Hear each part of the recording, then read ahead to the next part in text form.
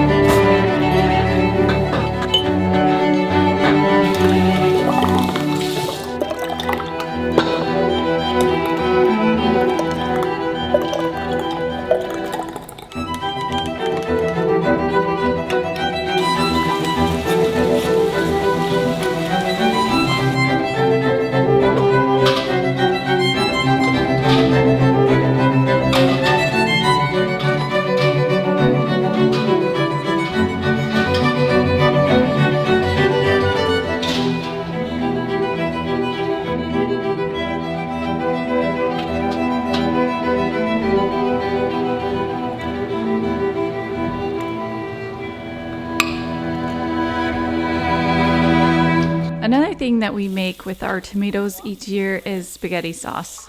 For 2 years in a row, I have come away from making spaghetti sauce with burns on my hands or my arms from tomato sauce bubbling up as I'm stirring it while it's boiling down and I'm trying to make a thicker sauce. So when it came time to make spaghetti sauce again this year, not only did I not want to get burned again, I also wanted to figure out something that was less time consuming.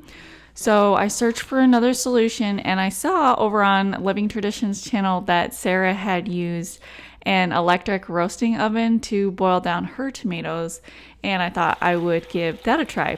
I didn't show it here, but we roasted the tomatoes in the oven the same way that we did for the pizza sauce. So I just cut them in half. I put them on trays. I put them in the oven on 400 degrees Fahrenheit for 1 hour.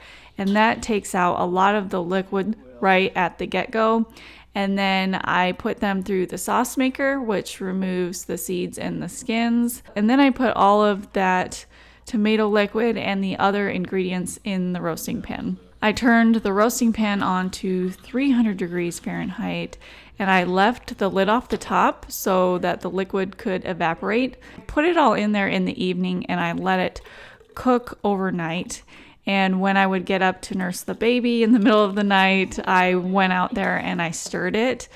And I was a little bit worried about it because it started to get this brown, darker area on the top.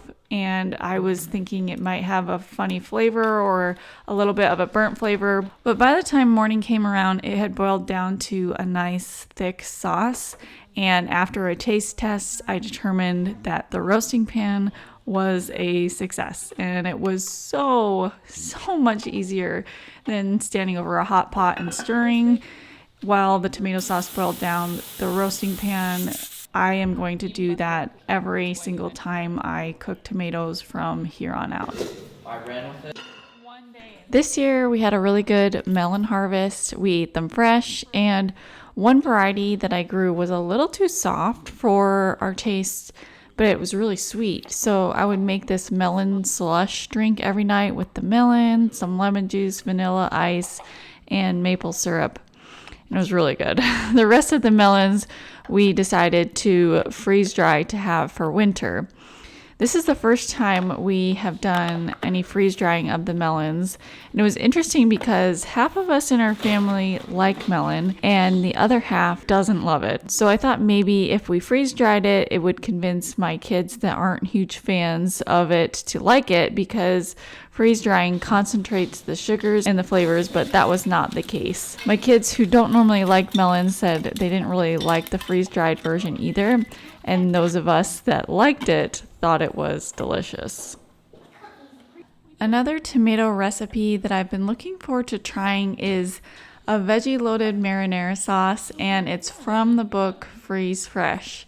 It's a recipe that takes a lot of summer vegetables all at once, which was perfect because, as I mentioned, all my summer crops were ready at the same time this year. I made a bunch of the tomato sauce one day, and then I let it simmer down in the roasting pan. Then the next day, we added all the other vegetables and let it simmer again until they were soft. Then we put it in the refrigerator overnight, and the day after that, I packed it into freezer containers. Since I had put the melons in the freeze dryer just a few days before, that had opened up just enough space in the freezer for all the marinara sauce we made. In the summer, I rarely go to the grocery store, and it had been a few months since I'd been to buy some things.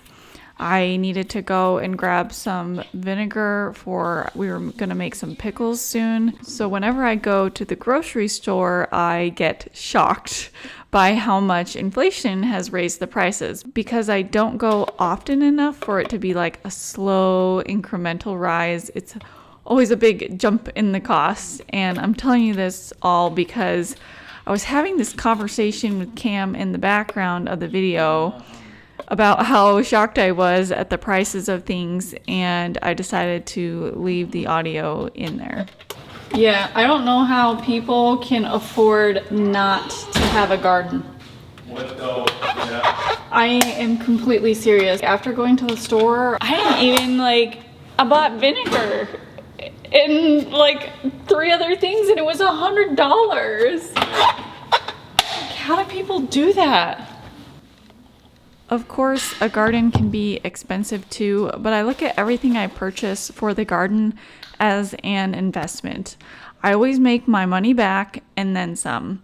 The first year that we really committed to growing a lot of our own food, we were still living on 2/3 of an acre, and we had spent $3,000, which was a lot of money to us, on the fence for the garden, the soil, the seeds, hoses for irrigation, and the cost of the wood, because back then we were still doing raised beds.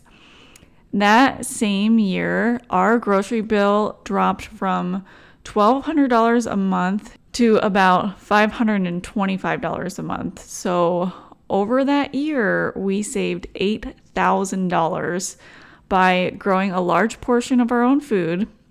And of course, it wasn't just the garden. We also had switched to buying in bulk that year, and I switched to doing a lot of from scratch cooking. So we no longer bought a lot of the processed foods that we used to. We made everything from scratch. So that initial investment in the garden paid off easily. And when we came to our new property, it did cost us a lot to get things set up. But every purchase I made in the garden always makes me my money back in how much we save every month. That is not even including all of the health benefits that will save us money in the future.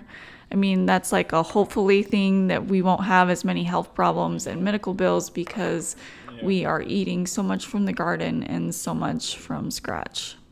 So that is just one more reason to grow a garden if you aren't already. Once you figure out how to grow food, that is a key point, of course. There's a little bit of a learning curve. You can really save a lot of money each year. We have had a really good harvest of green beans this year, which has been so nice because last year was terrible for green beans.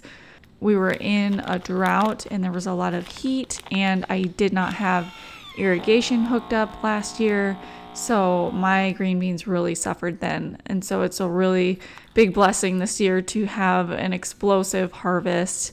I think we planted about 40 or 50 row feet of the green beans, and I've already lost track of how much we've harvested. I'm thinking it's close to 20 pounds now, and the plants still have lots more to go. To preserve all of these green beans, as you saw, we used some of them in that veggie loaded marinara sauce, and the rest of them we blanched and we froze them, or we blanched and we put them in the freeze dryer. And our freeze dryer has been going nonstop, so we couldn't fit them all in that, so we did vacuum seal some of the green beans and we just put those in the freezer for this winter. I'm making another soup today out of this book.